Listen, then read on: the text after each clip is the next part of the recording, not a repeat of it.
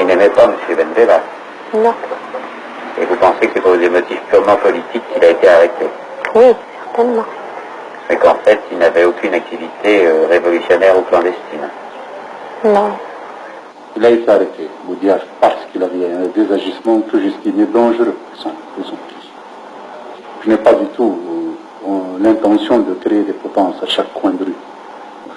Et nous n'avons pas la prétention de rallier les 12 millions d'Algériens qui, non, pourvu que, enfin, la grande majorité nous suive, c'est cela l'essentiel. Que le reste ne soit pas d'accord avec nous, et bien cela est tout à fait naturel. Je vous permets d'insister, si vous me permettez, Je vous en voulez. prie, insistez. Il n'empêche que parmi ceux qui vous posent des problèmes politiques, ce qui étonne un peu les observateurs, c'est qu'il y a quand même plusieurs de vos anciens compagnons. On pourrait penser qu'ils auraient continué à marcher avec vous, vous auriez marché avec eux jusqu'au bout. Je vous répondrai pour commencer qu'il y a plusieurs de mes anciens compagnons, je précise, ils sont en liberté, n'est-ce pas? Monsieur Aït Ahmed, que se passe-t-il alors en Algérie? Bien, il se passe aussi, tout va mal. Pour que cela aille bien, il faut discuter. Discuter avec qui? Avec les véritables révolutionnaires. Boudiaf en est un. J'ai été en divergence politique avec lui, mais ce n'est pas une raison pour que je me sente le droit de l'éliminer de la vie politique. Il faut discuter, et c'est cela la démocratie. La révolution algérienne est inséparable de la démocratie. Nous sommes pour la démocratie. Je n'entends pas le formalisme bourgeois, où nous sommes pour une politique antisocialiste. Tout se tient en Algérie. Alors, que souhaiteriez-vous? Vous souhaiteriez que le président Ben Bella s'en aille? Vous souhaiteriez que l'Assemblée soit changée, puisque vous semblez dire qu'elle est aux ordres? Ou vous souhaitez même une révolution? Jamais de révolution. Je vous dis, la bonne politique, c'est celle qui prendrait le contre-pied de ce qui a été fait à Tlemcen. Il n'y a qu'à faire le contraire de ce qui a été fait à Tlemcen. Qu'est-ce que c'est? Tlemcen, c'est la démagogie révolutionnaire. C'est la politique de clan, ce sont les alliances de hasard, et c'est la guerre civile. Il faut faire le contraire. Je suis contre la guerre civile. Je suis contre la politique de clan. Peu après cette interview, Aït Ahmed quitte Alger et disparaît.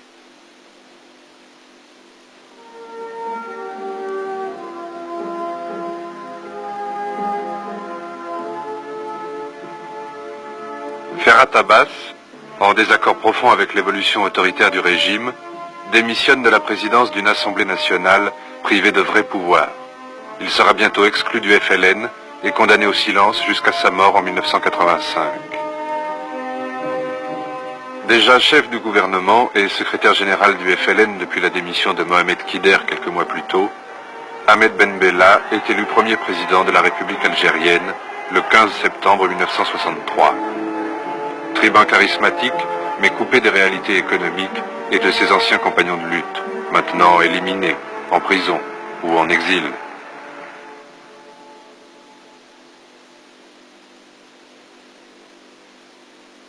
Au sein du nouveau gouvernement, on trouve peu des premiers combattants de l'indépendance.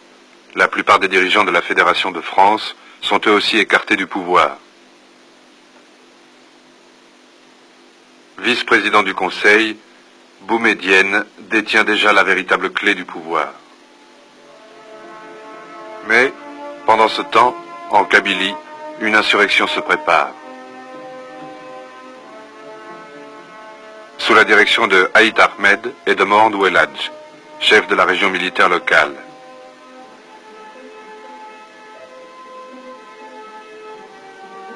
Aït Ahmed, qui le premier et très tôt avait dénoncé les projets de Ben Bella, n'a pas désarmé.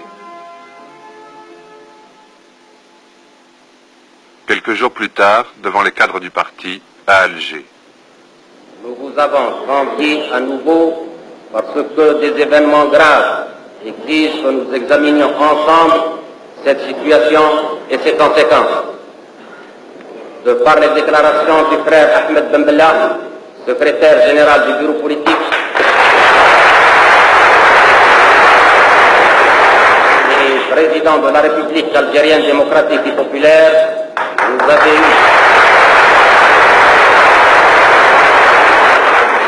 vous avez eu déjà à connaître des événements créés à Tizi Ouzou par l'insubordination de l'ex-commandant de la 7e région militaire, Mohamed Ouelhadj, sur l'instigation de Hossein Aït Ahmed.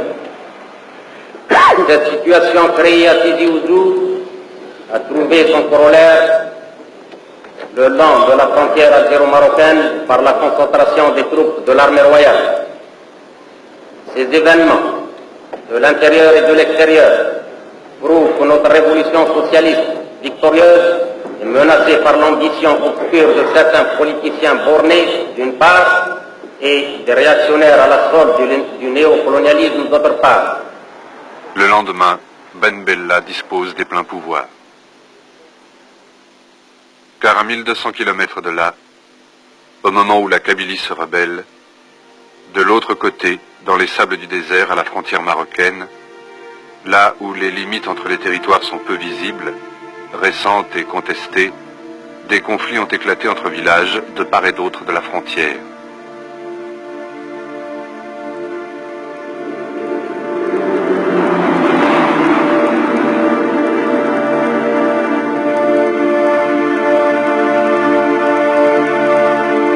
Les accrochages se multiplient entre Marocains et Algériens.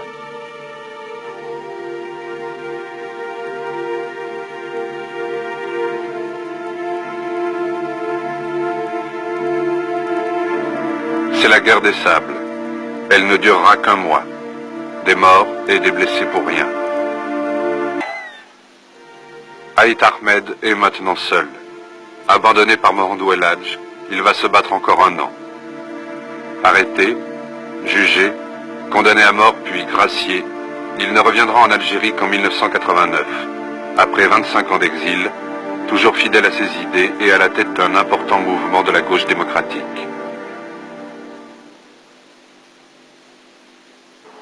Ben Bella, qui a maintenant tous les pouvoirs, président de la République et Premier ministre, plus les 3 principaux ministères, veut éliminer Abdelaziz Bouteflika, pour réduire l'influence de Boumedienne, dont il se méfie.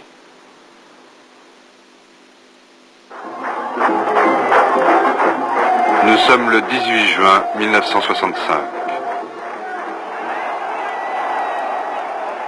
Ben Bella, en visite dans l'Oranais, ne se doute de rien.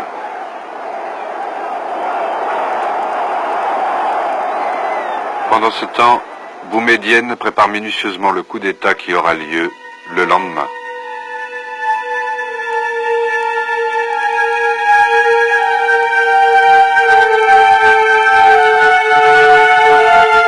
On tournait depuis plusieurs jours un film sur la bataille d'Alger, et les chars n'ont surpris personne. C'est la radio qui révèle le coup d'État. Un conseil de la Révolution a été créé.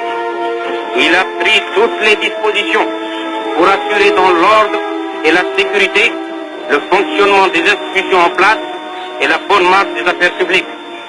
Par ailleurs, il s'attaquera à réunir les conditions pour l'institution d'un État démocratique, sérieux, régi par des lois et basé sur une morale. Ben Bella a été arrêté dans la nuit. Il restera emprisonné 15 ans, sans procès.